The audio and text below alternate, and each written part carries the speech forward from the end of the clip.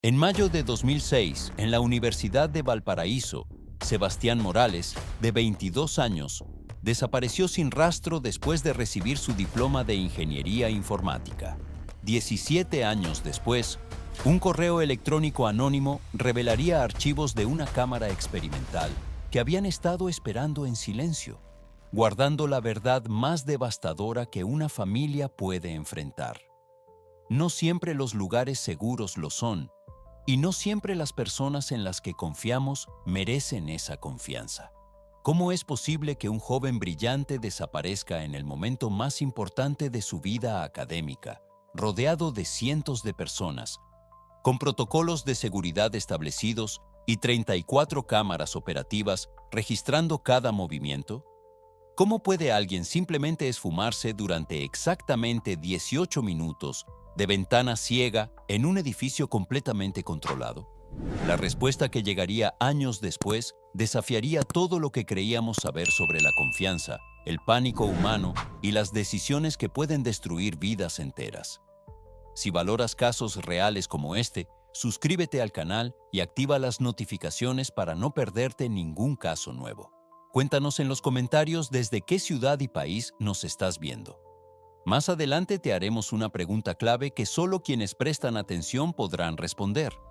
La familia que construyó su vida alrededor de la excelencia Roberto Morales había llegado a Chile desde España en 1978, un joven ingeniero civil con sueños de construir un futuro sólido. Conoció a Patricia en la Universidad de Chile, donde ella estudiaba literatura con la pasión de quien cree que las palabras pueden cambiar el mundo. Se casaron en 1981 y para 1984 ya habían establecido las bases de lo que sería una familia dedicada al conocimiento, el trabajo duro y los valores profundos. Roberto estableció su empresa constructora en 1985, especializándose en proyectos residenciales de mediana escala. Cada edificio que construía llevaba su sello personal. Atención meticulosa a los detalles, materiales de calidad y un compromiso inquebrantable con los plazos. Patricia, mientras tanto, había comenzado a enseñar literatura en el Instituto Nacional, donde sus estudiantes la recordaban por su capacidad de hacer que los clásicos españoles cobraran vida en el aula. Los domingos por la mañana, la familia Morales tenía un ritual sagrado. Desayuno completo con pan amasado que Patricia preparaba desde las 6 de la mañana, café cargado para los adultos, leche con chocolate para los niños y la lectura en voz alta de cuentos que Roberto elegía cuidadosamente. Era durante estos momentos íntimos que Sebastián había desarrollado su amor por las historias complejas y su curiosidad insaciable por entender cómo funcionaban las cosas. Sebastián nació el 15 de febrero de 1984, un niño que desde los primeros meses mostró una inteligencia que sorprendía incluso a padres preparados para la brillantez. A los 3 años ya leía con fluidez, a los 5 había aprendido a usar la computadora de Roberto, y a los 8 había construido su primera radio a partir de componentes que había encontrado en un mercado de pulgas. Su cuarto estaba lleno de artefactos desmontados, circuitos improvisados y libros de electrónica que había pedido prestados de la biblioteca universitaria. Camila llegó 3 años después, en 1987, y desde el momento en que pudo caminar, se convirtió en la sombra inseparable de su hermano mayor. Sebastián había asumido el papel de protector y maestro con una seriedad conmovedora, enseñándole a leer antes de que cumpliera 4 años y explicándole pacientemente cómo funcionaban las cosas del mundo. Los vecinos se acostumbraron a ver a los hermanos Morales caminando por el barrio, Sebastián hablando animadamente sobre algún proyecto, Camila escuchando con la admiración absoluta que solo una hermana menor puede sentir. El día que cambió el destino de una familia. El 23 de mayo de 2006 amaneció con ese tipo de cielo despejado que hace que las personas sientan que cualquier cosa es posible. Sebastián se había levantado a las 5:30 de la mañana, no por nerviosismo, sino por emoción pura. Después de 5 años de estudio intensivo, finalmente recibiría su diploma de Ingeniería Informática en una ceremonia que reuniría a 847 graduados en el auditorio principal de la Universidad de Valparaíso. Patricia había planchado el traje de Sebastián la noche anterior, el mismo que habían comprado juntos 6 meses antes en una tienda del centro de la ciudad. Era un traje azul marino clásico que realzaba los ojos oscuros del joven y le daba un aire de seriedad profesional que contrastaba con su sonrisa juvenil. Roberto había pulido los zapatos negros hasta que brillaron como espejos, un detalle que para él representaba la importancia de presentarse al mundo con dignidad y respeto. El desayuno familiar esa mañana había tenido un aire de celebración contenida. Patricia había preparado huevos revueltos con palta, pan tostado con mermelada casera y café recién molido. Camila, ahora de 19 años y estudiante de periodismo, había documentado cada momento con su cámara digital, capturando las sonrisas nerviosas de Sebastián, los ojos húmedos de orgullo de Patricia y la postura erguida de Roberto, quien ya veía en su hijo mayor la realización de sueños que él mismo había perseguido décadas atrás. A las 4:30 de la tarde, la familia llegó al campus universitario. La Universidad de Valparaíso esa tarde era un hervidero de actividad. Estudiantes en togas negras caminando apresuradamente, familias cargadas con cámaras y ramos de flores, profesores en sus mejores trajes dirigiéndose hacia sus posiciones ceremoniales. El aire estaba cargado de expectativa y alegría. Esa mezcla única de nostalgia por los años terminados y emoción por el futuro que comenzaba. Los protocolos que no pudieron prevenir lo impensable. La Universidad de Valparaíso había establecido protocolos meticulosos para la graduación. Cada graduado debía presentarse en el vestíbulo principal a las 6:30 p.m. para la fotografía familiar, seguir al auditorio para la ceremonia a las 7:15 p.m. y dirigirse al patio central para la recepción a las 9:45 p.m. El sistema de cámaras de seguridad incluía 34 unidades operativas estratégicamente ubicadas para cubrir todas las áreas principales del campus, con personal de seguridad especializado patrullando constantemente. Sebastián siguió cada paso del protocolo con la precisión que caracterizaba su personalidad. Las cámaras lo registraron llegando puntualmente al vestíbulo, sonriendo radiante durante la foto familiar, caminando con confianza hacia el auditorio. Durante la ceremonia, cuando el rector pronunció su nombre y él se acercó al pódium para recibir su diploma, Patricia había llorado de emoción mientras Roberto grababa cada segundo con su videocámara. La recepción en el patio central había transcurrido en un ambiente festivo. Sebastián conversó con profesores que recordaban sus proyectos excepcionales, se fotografió con compañeros de clase, brindó con jugo de frutas junto a sus padres y hermana. Llevaba consigo la memoria USB plateada que había usado para su presentación de tesis final sobre vulnerabilidades en sistemas universitarios, un proyecto que había requerido meses de investigación meticulosa y que había obtenido la calificación máxima. A las 10:23 p.m., las cámaras registraron la última imagen de Sebastián Morales vivo, saliendo del baño del segundo piso del edificio de administración, llevando la memoria USB en la mano derecha, con una expresión que los expertos posteriores describirían como preocupada, aunque no alarmada. 18 minutos después, cuando Roberto y Patricia se acercaron al personal de seguridad preguntando por su hijo, comenzaría una búsqueda que se extendería por 72 horas continuas y que involucraría a 45 efectivos de carabineros, bomberos voluntarios y más de 200 estudiantes y familiares. Pero esa noche, mientras los reflectores iluminaban cada rincón del campus universitario y los padres de Sebastián vivían las primeras horas de una pesadilla que duraría 17 años, nadie sabía que las respuestas a sus preguntas más desesperadas estaban siendo grabadas automáticamente por una cámara experimental en el laboratorio de informática, registros que permanecerían ocultos hasta que un especialista en recuperación de datos decidiera confrontar su propia conciencia. El eco de las sirenes se desvanecía en la distancia.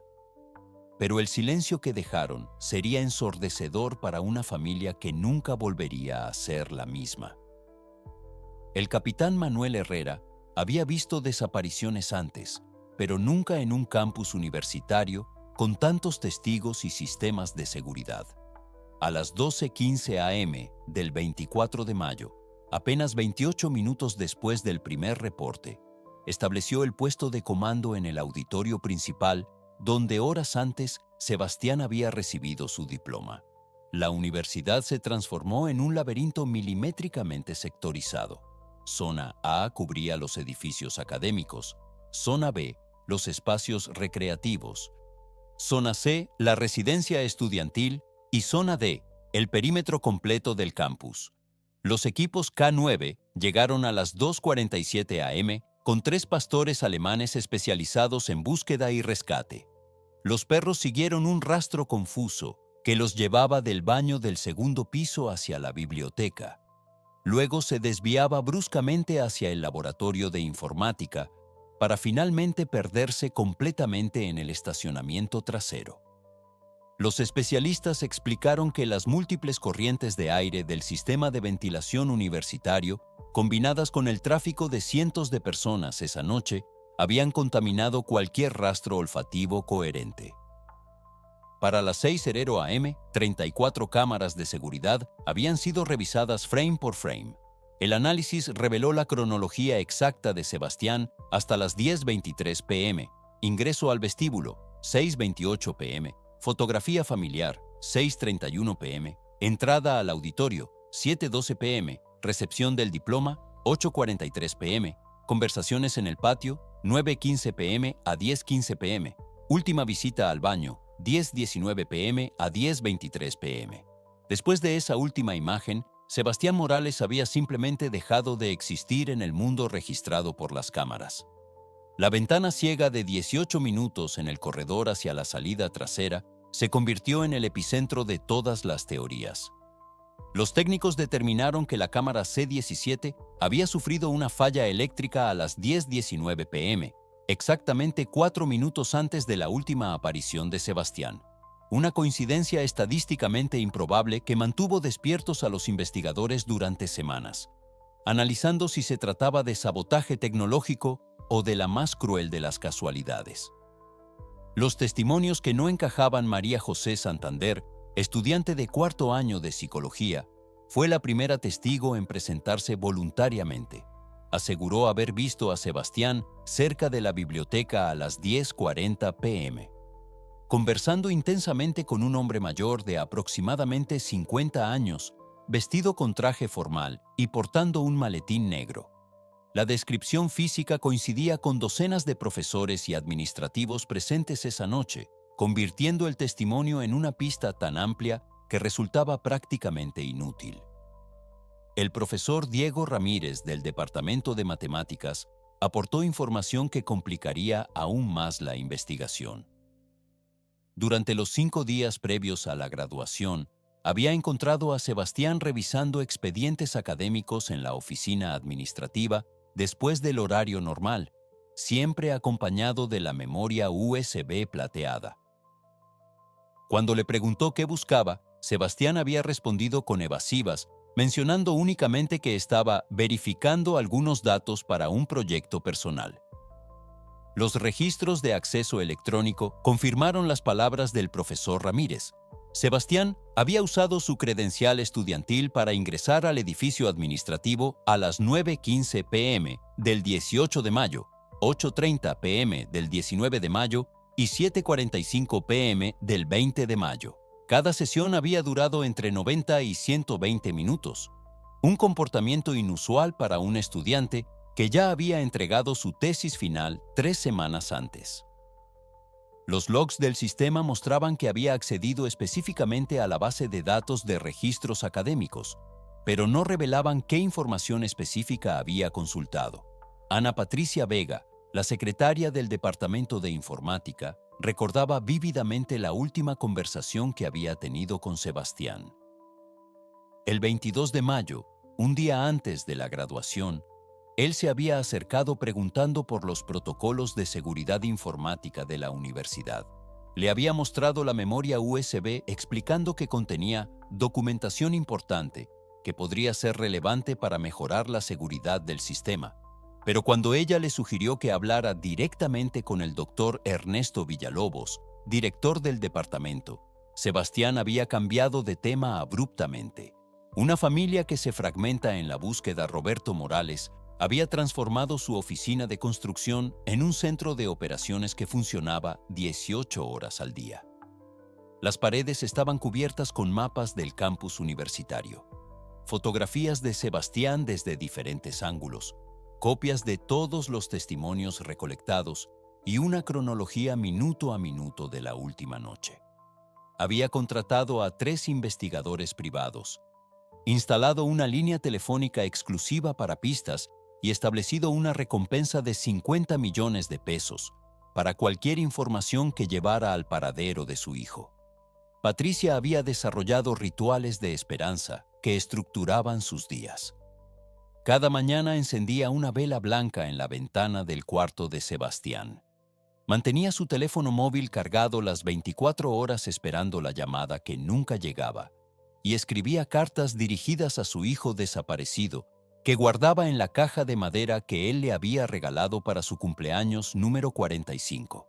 Sus colegas del Instituto Nacional notaron que había comenzado a llegar tarde a clases, con ojeras profundas y una distracción que contrastaba con su profesionalismo habitual. Camila suspendió sus estudios de periodismo en la Universidad de Chile para dedicarse completamente a la búsqueda. Se había inscrito en cursos de análisis forense digital, había aprendido a manejar bases de datos gubernamentales y había establecido contactos con organizaciones especializadas en personas desaparecidas.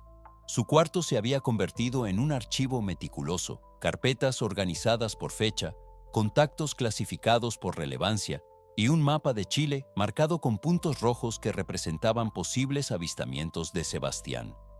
Los primeros meses fueron devastadores para la dinámica familiar.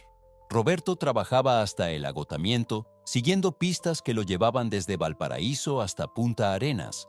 Patricia se sumergía en la escritura compulsiva de cartas que nunca serían enviadas, y Camila había desarrollado una obsesión con la tecnología forense, que la mantenía despierta hasta altas horas analizando fotografías y documentos. Las cenas familiares se habían convertido en sesiones de planificación investigativa, los domingos en jornadas de distribución de afiches, y los momentos de intimidad habían desaparecido completamente. Las pistas que llevaban a ninguna parte. En agosto de 2006, un llamado anónimo reportó haber visto a un joven con las características de Sebastián trabajando en una construcción en Viña del Mar. Roberto llegó al lugar en menos de 2 horas, acompañado por carabineros y un fotógrafo forense.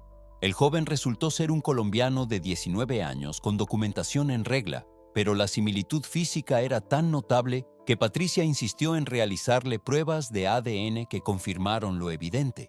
No era su hijo. En octubre del mismo año, una trabajadora social de Temuco contactó a la familia asegurando que un joven amnésico, ingresado en el hospital regional, coincidía con la descripción de Sebastián. El viaje de 12 horas hasta Temuco se convirtió en una montaña rusa emocional que terminó en decepción. El paciente había recuperado la memoria y resultó ser un estudiante de Concepción que había sufrido un accidente mientras hacía dedo hacia su ciudad natal. La primavera de 2007 trajo la pista más prometedora hasta ese momento. Un pescador de Valparaíso encontró una memoria USB plateada enterrada en la arena de una playa privada, a 15 kilómetros del campus universitario. Los análisis forenses confirmaron que contenía archivos relacionados con sistemas informáticos universitarios, pero las huellas dactilares habían sido completamente borradas por la sal marina y el tiempo. El dispositivo había estado expuesto a los elementos durante al menos 8 meses, imposibilitando cualquier recuperación de datos o identificación del propietario original. El desgaste de la esperanza institucional. Para mediados de 2008, la investigación oficial había reducido significativamente su intensidad. El capitán Herrera había sido trasladado a otra unidad. Los recursos destinados al caso se habían redirigido hacia investigaciones más recientes y el expediente de Sebastián Morales había pasado de ser una prioridad activa a un caso archivado con revisión periódica. Los nuevos investigadores asignados mostraban profesionalismo, pero carecían de la obsesión personal que había caracterizado los primeros meses de búsqueda. La Universidad de Valparaíso había implementado mejoras en su sistema de seguridad, instalación de 12 cámaras adicionales, eliminación de todas las ventanas ciegas y protocolos más estrictos para el acceso a edificios durante eventos masivos. El rector había establecido una beca anual en memoria de Sebastián, aunque su paradero siguiera siendo un misterio. Sin embargo, estas medidas llegaron demasiado tarde para una familia que había construido su nueva identidad alrededor de la ausencia. En 2009, 3 años después de la desaparición, Roberto había gastado los ahorros familiares en investigaciones privadas. Patricia había solicitado licencia sin goce de sueldo para dedicarse completamente a la búsqueda, y Camila había desarrollado una reputación como investigadora amateur especializada en casos no resueltos. La casa familiar se había convertido en una extraña mezcla de museo, archivo y centro de operaciones donde cada objeto cotidiano había adquirido un significado vinculado con la ausencia de Sebastián. Pero en algún lugar de la Universidad de Valparaíso, en servidores obsoletos que ya nadie revisaba, 47 minutos de grabación digital esperaban pacientemente el momento en que alguien tendría la necesidad moral de confrontar una verdad que había permanecido oculta durante años. Una verdad que explicaría por qué Sebastián Morales había desaparecido en el momento más brillante de su vida académica, llevándose consigo secretos que alguien había decidido que nunca debían salir a la luz. El tiempo continuaba su trabajo silencioso de erosión, pero algunos archivos digitales son más resistentes al olvido que la memoria humana. El 15 de octubre de 2023, a las 11:47 p.m., el teléfono de Camila Morales vibró con la notificación de un correo electrónico que cambiaría para siempre la historia que su familia había construido alrededor de la ausencia. El remitente era una dirección anónima creada apenas horas antes. Recuperación.digital 2027 STEMmail org. El asunto decía simplemente: sobre tu hermano Sebastián, archivos recuperados. Camila había recibido miles de correos a lo largo de 17 años. Pistas falsas, estafadores oportunistas, videntes que prometían respuestas sobrenaturales y personas bien intencionadas que confundían a desconocidos con Sebastián. Había desarrollado un instinto quirúrgico para identificar información relevante, pero este mensaje tenía algo diferente. La redacción era precisa, técnica, sin emocionalismo ni dramaturgia. Parecía escrito por alguien que entendía exactamente qué tipo de evidencia necesitaba una familia que había dedicado casi 2 décadas a la búsqueda profesional. El mensaje explicaba con detalle forense que durante una auditoría de servidores obsoletos de la Universidad de Valparaíso, programada como parte de la modernización tecnológica del campus, habían sido localizados datos en un sistema de respaldo que había funcionado independientemente del sistema principal de cámaras de seguridad. Los archivos adjuntos incluían 47 minutos de grabación de una cámara experimental que había estado registrando automáticamente desde las 10:15 p.m. hasta las 11:02 p.m. del 23 de mayo de 2006. La cámara había sido instalada como parte de un proyecto piloto de vigilancia inteligente en el Laboratorio de Informática, un detalle que nunca había aparecido en ningún informe oficial, porque el proyecto había sido cancelado por falta de presupuesto apenas 3 semanas después de la desaparición de Sebastián. Los archivos habían permanecido almacenados en un servidor independiente que nadie recordaba revisar.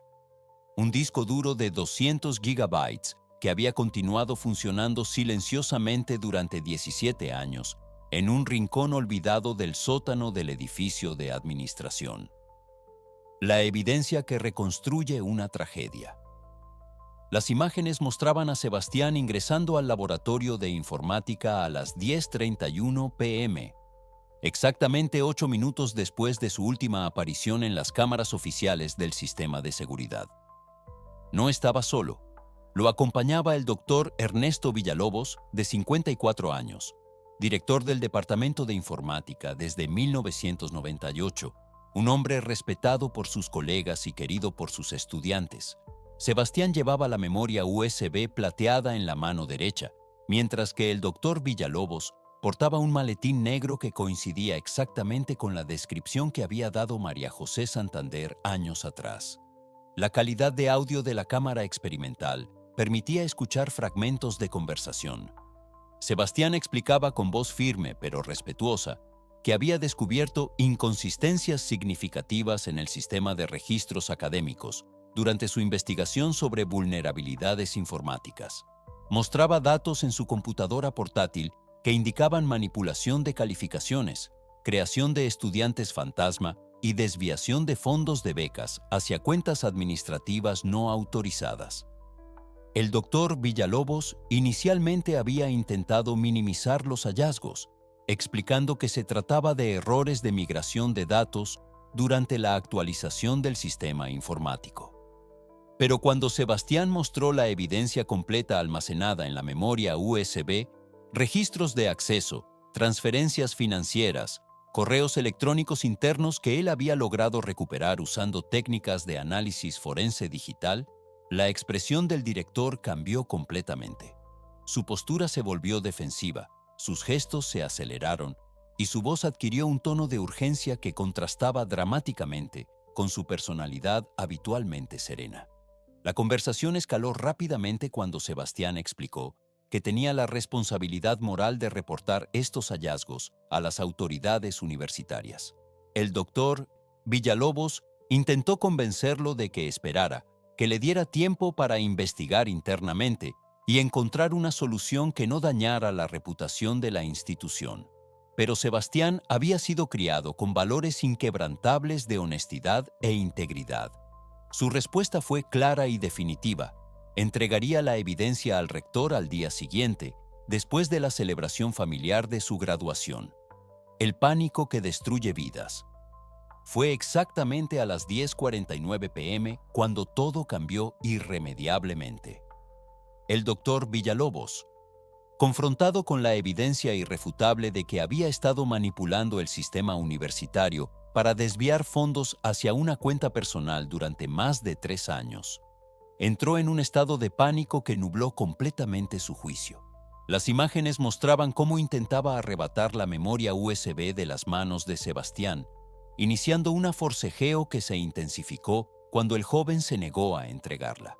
Sebastián tenía una condición cardíaca hereditaria que nunca había sido diagnosticada, la misma arritmia silenciosa que había causado la muerte súbita de su abuelo paterno a los 23 años. El estrés extremo del confrontamiento, combinado con la adrenalina del forcejeo físico y la presión emocional de descubrir que un profesor en quien confiaba había traicionado la institución, desencadenó un episodio cardíaco fulminante. A las 10:52 p.m., Sebastián Morales colapsó en el piso del laboratorio, víctima de un infarto masivo que lo mató en menos de 4 minutos. Las siguientes imágenes mostraban al doctor Villalobos en un estado de shock absoluto, realizando intentos desesperados de reanimación cardiopulmonar que demostraban su entrenamiento básico en primeros auxilios. Pero era demasiado tarde. Para las 10:58 p.m., Sebastián había muerto. Y el profesor se enfrentaba a la realización devastadora de que su pánico había causado indirectamente la muerte de uno de sus estudiantes más brillantes. Lo que siguió fue una serie de decisiones tomadas en estado de shock que transformarían una tragedia en una desaparición. El doctor Villalobos pasó los siguientes 37 minutos tratando de procesar lo impensable. Si reportaba la muerte, tendría que explicar por qué Sebastián había muerto confrontándolo con evidencia de malversación. Su carrera académica de 25 años se terminaría, enfrentaría cargos criminales y su familia perdería su hogar y su estabilidad financiera. La decisión que define a un hombre. En un momento de pánico absoluto que cambiaría su vida para siempre, el doctor Villalobos tomó la decisión más desesperada de su existencia. Usando su acceso administrativo al edificio, transportó el cuerpo de Sebastián hasta el sótano, donde sabía que se estaban realizando trabajos de construcción para una nueva biblioteca digital. Los cimientos se estaban vertiendo al día siguiente y había un área de excavación que sería sellada permanentemente dentro de 48 horas. El proceso tomó 3 viajes separados entre las 11:35 p.m. y las 12:47 a.m. del 24 de mayo. Primero el cuerpo de Sebastián, luego sus pertenencias personales y la computadora portátil. Finalmente la memoria USB que contenía la evidencia de su malversación. Todo fue enterrado en una sección específica de los cimientos que se convertiría en parte de la estructura de carga de la nueva biblioteca. Un lugar donde nadie tendría razones para excavar jamás.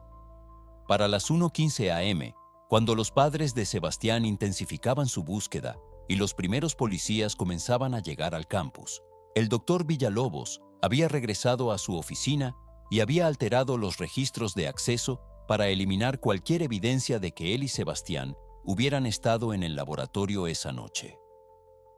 Había desactivado la cámara experimental, formateado su disco duro remoto y eliminado todos los archivos de respaldo. O eso creía.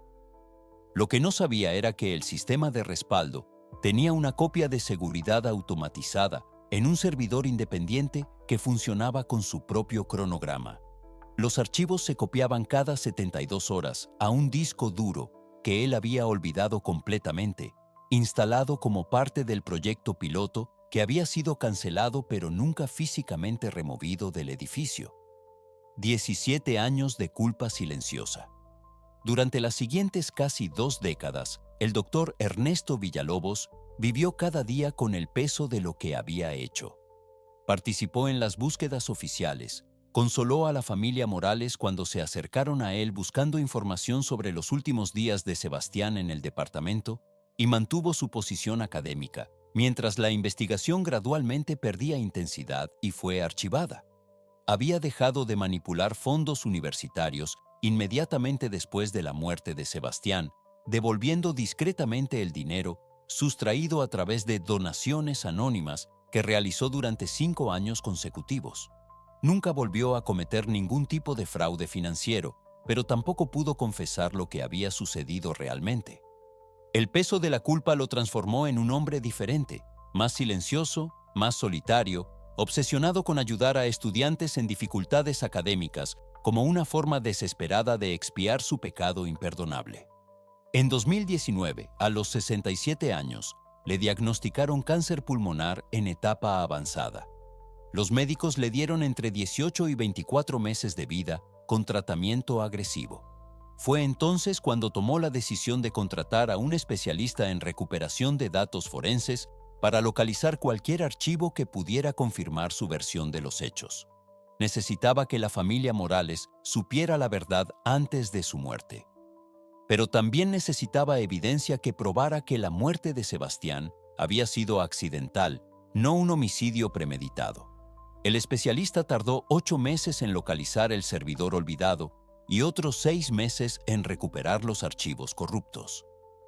Para septiembre de 2023, tenía 47 minutos de video que mostraban exactamente lo que había sucedido esa noche de mayo de 2006. El doctor Villalobos pasó 3 semanas escribiendo y reescribiendo el correo electrónico que enviaría a Camila Morales, sabiendo que sería la última comunicación significativa de su vida. El 18 de octubre de 2023, 3 días después de enviar el correo con los archivos de video, el doctor Ernesto Villalobos se presentó voluntariamente en la Fiscalía de Valparaíso, acompañado por su abogado. Confesó públicamente su responsabilidad en la muerte y desaparición de Sebastián Morales, proporcionó mapas detallados de la ubicación exacta de los restos y se declaró culpable de todos los cargos relacionados con ocultamiento de evidencia y manipulación de una escena criminal. Los restos de Sebastián Morales fueron encontrados exactamente donde el doctor Villalobos había indicado, enterrados en los cimientos de la biblioteca digital, que durante 16 años había sido el corazón académico del campus universitario. El 28 de octubre de 2023, bajo un cielo gris que parecía apropiado para una despedida postergada durante 17 años, la familia Morales finalmente pudo enterrar a Sebastián. El funeral se realizó en la misma iglesia donde había sido bautizado en 1984, ahora llena de personas que habían vivido la búsqueda como propia, compañeros de universidad que se habían convertido en profesionales exitosos, profesores que lo recordaban como el estudiante más ético de su generación, y cientos de desconocidos que habían seguido el caso a través de los medios y las redes sociales. Roberto había envejecido visiblemente durante esos 17 años, pero ese día su postura era diferente. Ya no cargaba los hombros con el peso de la incertidumbre infinita. Patricia había traído la caja de madera donde guardaba las cartas escritas a Sebastián, y durante la ceremonia leyó fragmentos de la primera carta, escrita 3 días después de la desaparición, y de la última, redactada exactamente una semana antes de recibir el correo del doctor Villalobos. Las palabras hablaban de un amor que había trascendido la ausencia física, de una esperanza que se había transformado en fe, y de una familia que había aprendido a honrar la memoria sin permitir que el vacío definiera completamente sus vidas. Camila había preparado un homenaje audiovisual que mostraba la vida de Sebastián en 3 actos.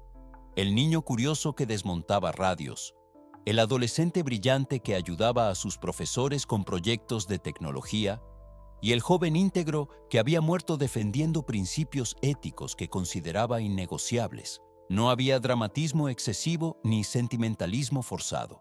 Era un retrato sereno de alguien que había vivido 22 años con propósito y autenticidad, alguien cuya integridad moral había sido tan sólida que incluso enfrentado con consecuencias potencialmente devastadoras, no había considerado comprometer sus valores. La memoria USB de Sebastián fue enterrada junto con sus restos, después de que los especialistas forenses hubieran extraído y preservado toda la evidencia necesaria para los procedimientos legales. Roberto había insistido en que ese dispositivo, que había causado indirectamente la muerte de su hijo, pero también había revelado su carácter excepcional, permaneciera con él para siempre. Era un símbolo complejo. Representaba tanto la tragedia como la integridad, tanto la pérdida como la verdad finalmente revelada. La transformación institucional que honra una memoria. La Universidad de Valparaíso implementó cambios profundos que fueron más allá de protocolos de seguridad. El rector anunció la creación del programa Sebastián Morales de Ética Digital, una iniciativa que combinaba tecnología de seguridad informática con formación en integridad académica. Cada estudiante de ingeniería debía completar un módulo obligatorio sobre responsabilidad profesional, utilizando el caso de Sebastián como estudio central sobre el valor de la honestidad institucional y los costos humanos de la corrupción académica. El laboratorio donde murió Sebastián fue convertido en un centro de investigación en transparencia universitaria, equipado con tecnología de última generación para auditorías internas y sistemas de denuncia anónima. Una placa discreta en la entrada recordaba que la integridad no es negociable, incluso cuando su precio parece demasiado alto. La biblioteca digital, construida sobre los cimientos donde habían permanecido los restos de Sebastián durante 16 años, estableció una sección especial dedicada a recursos sobre ética profesional y responsabilidad social en carreras técnicas. Las reformas fueron implementadas gradualmente durante 2024, con supervisión externa de organizaciones especializadas en transparencia académica. Los sistemas de respaldo de cámaras de seguridad fueron redesignados para garantizar que ningún archivo pudiera perderse u olvidarse, estableciendo revisiones automáticas cada 30 días y auditorías semestrales. Pero más importante que los cambios tecnológicos fueron las transformaciones culturales. La universidad estableció protocolos claros para que estudiantes pudieran reportar irregularidades sin temor a represalias, y creó un fondo de protección legal para quienes actuaran como denunciantes. El doctor Ernesto Villalobos, de 71 años y en fase terminal de cáncer, fue sentenciado a arresto domiciliario después de declararse culpable de todos los cargos. Su confesión completa había proporcionado detalles que permitieron a los investigadores cerrar definitivamente el caso sin juicio prolongado. En una decisión que sorprendió a muchos observadores legales, se comprometió a destinar todos sus bienes a un fondo de compensación para la familia Morales, aunque Roberto y Patricia decidieron redirigir esos recursos hacia su fundación para ayudar a otras familias con casos no resueltos. Los destinos que la verdad redefine. Roberto cerró su empresa de construcción en enero de 2024 para dedicarse completamente a la Fundación Sebastián Morales, una organización que había crecido desde una oficina improvisada hasta convertirse en referencia nacional para familias de desaparecidos.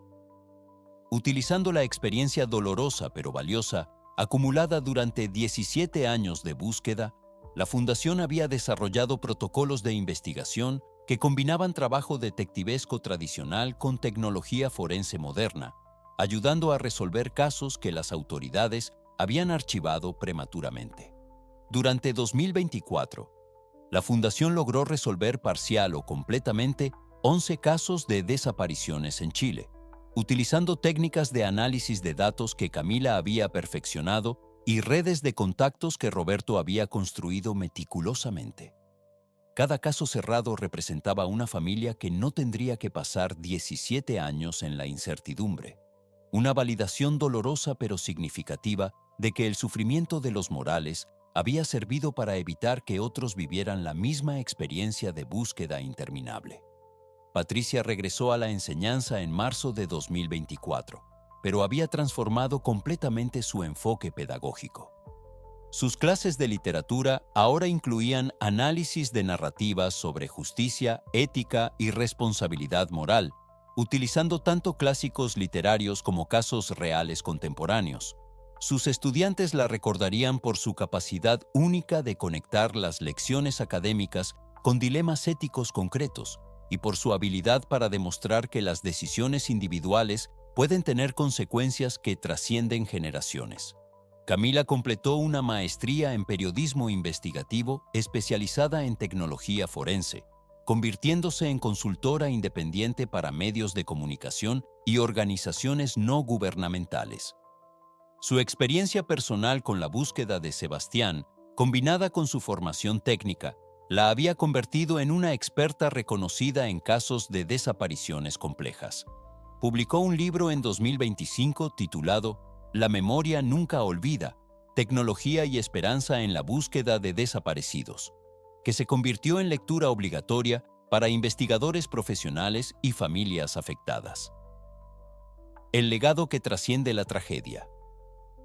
En mayo de 2025, exactamente 19 años después de la desaparición de Sebastián, la Universidad de Valparaíso inauguró el primer Congreso Internacional sobre Ética Digital y Transparencia Académica. Participaron especialistas de 23 países, presentando investigaciones sobre corrupción universitaria, sistemas de denuncia efectivos y tecnologías para prevenir manipulación de datos académicos. El evento no era una conmemoración trágica, sino una celebración de los valores que Sebastián había defendido hasta sus últimos momentos. Durante el Congreso, se presentaron estadísticas que confirmaban el impacto positivo de las reformas implementadas. Los casos de irregularidades académicas reportados en universidades chilenas habían aumentado 340% en 2 años, no porque hubiera más corrupción, sino porque los estudiantes ahora tenían confianza en que sus denuncias serían tomadas en serio y protegidas adecuadamente. El efecto Sebastián Morales se había expandido más allá de Valparaíso, influenciando políticas de transparencia en instituciones educativas de todo el país. El cuarto de Sebastián en la casa familiar había sido transformado en una oficina donde Patricia escribía y Roberto coordinaba las actividades de la fundación.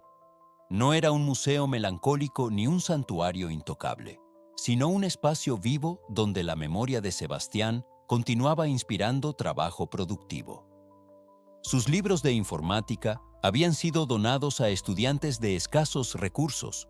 Sus proyectos electrónicos se exhibían en el Museo de Ciencias local y su escritorio ahora servía para redactar cartas de apoyo a familias que enfrentaban sus primeros días de búsqueda.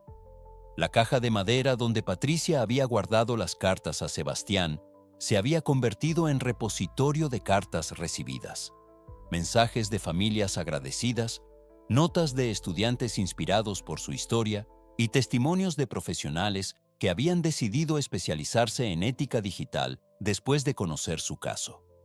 La ausencia se había transformado en presencia de una manera que nadie habría podido imaginar durante los años más oscuros de la búsqueda.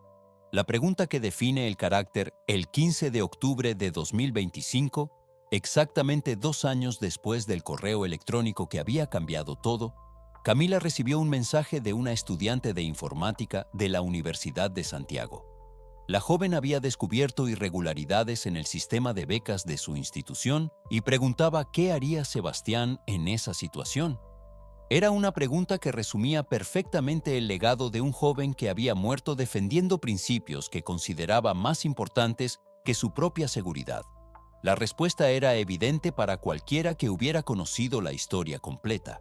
Sebastián habría reportado las irregularidades, habría enfrentado las consecuencias con integridad y habría confiado en que la verdad eventualmente triunfaría. Su muerte había sido una tragedia, pero su ejemplo había inspirado a generaciones de estudiantes a elegir la honestidad incluso cuando el precio parecía demasiado alto. El doctor Villalobos murió en su casa el 3 de enero de 2025, acompañado por su familia y con la confesión completa ya registrada ante las autoridades. Sus últimas palabras, según su esposa, habían sido una disculpa dirigida a Sebastián y una expresión de gratitud hacia la familia Morales por haber perdonado a un hombre que había tomado la peor decisión de su vida en un momento de pánico absoluto. La historia de Sebastián Morales no terminó con su muerte, ni siquiera con el descubrimiento de la verdad.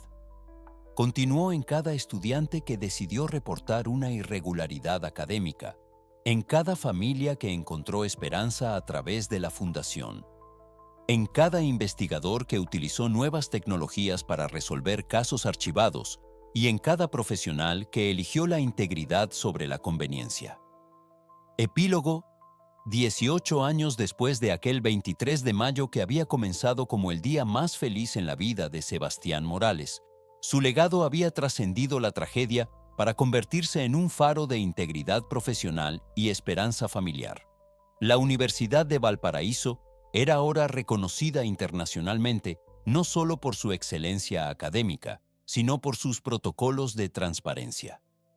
La familia Morales había transformado su dolor en propósito, ayudando a docenas de familias a encontrar respuestas que ellos habían buscado durante casi 2 décadas.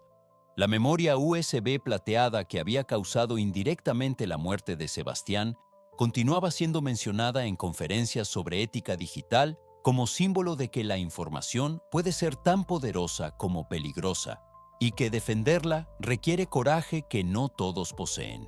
Los estudiantes de informática ahora sabían que su profesión conllevaba responsabilidades morales que podrían definir vidas enteras, incluyendo la propia. El caso había demostrado que la verdad tiene la capacidad única de transformar el dolor en propósito, la pérdida en legado y la injusticia en reforma. Sebastián Morales había vivido 22 años con integridad inquebrantable y su muerte había inspirado cambios que protegerían la integridad académica para generaciones futuras. Ahora, una pregunta fundamental que define el corazón de este caso. Si descubrieras evidencia de corrupción en tu lugar de trabajo o estudio, ¿tendrías el coraje de reportarla sabiendo que podrías enfrentar consecuencias personales graves? El caso de Sebastián Morales nos recuerda que la integridad no es solo un valor abstracto, sino una decisión concreta que puede costar todo, pero que también puede cambiarlo todo. Déjanos tu reflexión en los comentarios y cuéntanos desde qué ciudad y país nos estás viendo. Tu experiencia puede ayudar a otros a entender el verdadero precio y el verdadero valor de hacer lo correcto, incluso cuando nadie está mirando